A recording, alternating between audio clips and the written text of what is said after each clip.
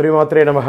మా ప్రేక్షక మిత్రులందరికీ కూడా ఈ 2025 ఆంగ్ల నూతన సంవత్సరం ఎన్నో గొప్ప వసంతాలు రావాలని మనస్ఫూర్తిగా ప్రార్థన చేస్తున్నాను. మీనరాశి మిత్రులారా, 2025 ఆంగ్ల నూతన సంవత్సర శుభాకాంక్షలు. ఈ సంవత్సరం మీకు శుభాశుభ ఫలితాలు ఎలా ఉన్నాయంటే, బృహస్పతి మే నుండి 4వ స్థానంలో, శని ఏళ్ళనాడు శని 1వ స్థానంలో అంటే జన్మరాశిలో సంచరిస్తున్నాడు. రాహు మే నుండి 12వ స్థానంలో, కేతు మే నుండి 6వ స్థానంలో సంచరిస్తున్నారు.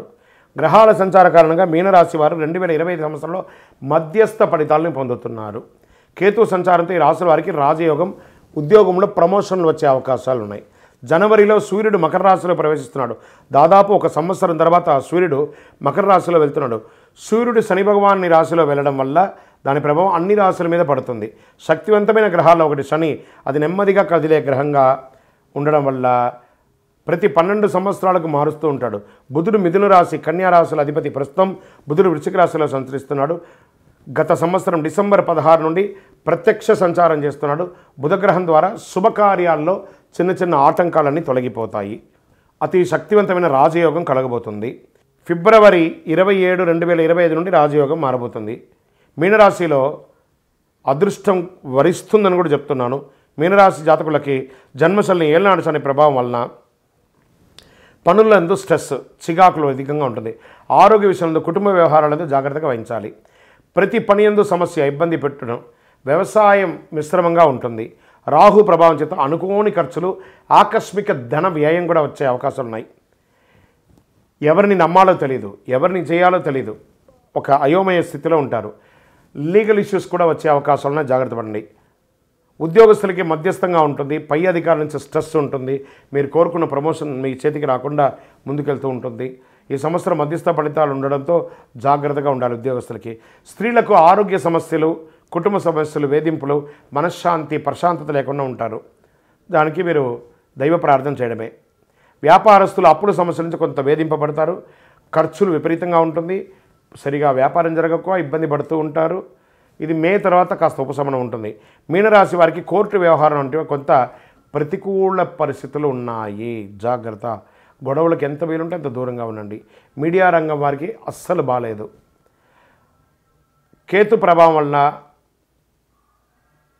అనుకున్న పనులు ఆలస్యమైనప్పటికీ మీకు తెలివితేటలతో పూర్తి చేసుకునే అవకాశాలు ఎక్కువ ఉన్నాయి. ఈ ఐటీ రంగం వారికి బాగా స్ట్రెస్ అని కూడా చెప్పలేదు. కళాకారులకి ఉన్నాయి. ఇండస్ట్రీస్ వాళ్ళు ఈ యొక్క సంవత్సరం మిశ్రమంగా ఆలోచించండి. గవర్నమెంట్ ఉద్యోగంలో ఉన్న వాళ్ళకి కూడా మిశ్రమం. స్పోర్ట్స్ రంగం వారికి చాలా బాగుందని కూడా చెప్పవచ్చు ఈ యొక్క సంవత్సరం అంతా కూడాను. ఇంకా మీరు చేయవలసిన పరిహారం, నవగ్రహాలకి ప్రతి శనివారం, ప్రతి మంగళవారం 19 ప్రదక్షిణాలు చేయండి. శనివారం నాడు తైలాభిషేకం చేయండి. కాకికి బెల్లం ముక్క పెట్టండి. Maximum blue or black dress ఎక్కువ వాడడానికి ప్రయత్నం చేయండి. నంబర్ 3 అనే ఒక సంఖ్యను ఎక్కువ శాతం వాడండి. ఇంకను అతి శక్తివంతమైనటువంటి కరుంగాళి మాలను ధరించండి. ఆరోగ్యపరంగా ఉంటారు, ఐశ్వర్యపరంగా ఉంటారు. గ్రహదోషం అంతా తొలగుతుంది. ప్రతి 5-10 నిమిషాలకి కరుంగాళి మాలను ఇలా పట్టుకొని ఇలా అంటూ ఉండండి. అన్ని రకాల దోషం తొలగి అద్భుతమైనటువంటి జీవితాన్ని పొందుతారు. విజయోస్తు. ద్వాదశ రాశుల్లో ఉన్నటువంటి రాశి ఫలితాలన్నీ కూడా గోచార గ్రహస్థితులను దృష్టిలో పెట్టుకొని మీకు చెప్పడం జరుగుతుంది. మళ్ళీ చెప్తున్నాను, రాశి ఫలితాలు అన్నది పడుతున్న వర్షానికి ఒక గొడుగే కానీ రాశి ఫలితాలు జీవితం కాదు. ఎడిటర్స్ దీన్ని మొదట పెట్టాలి. ప్రతి రాశికి బాగా గుర్తుపెట్టుకోండి, దీన్ని మొదట పెట్టాలి. దాని తర్వాత ఈ పడుతున్న వర్షానికి గొడుగు మాత్రమే కానీ జాతకం జీవితం కాదు.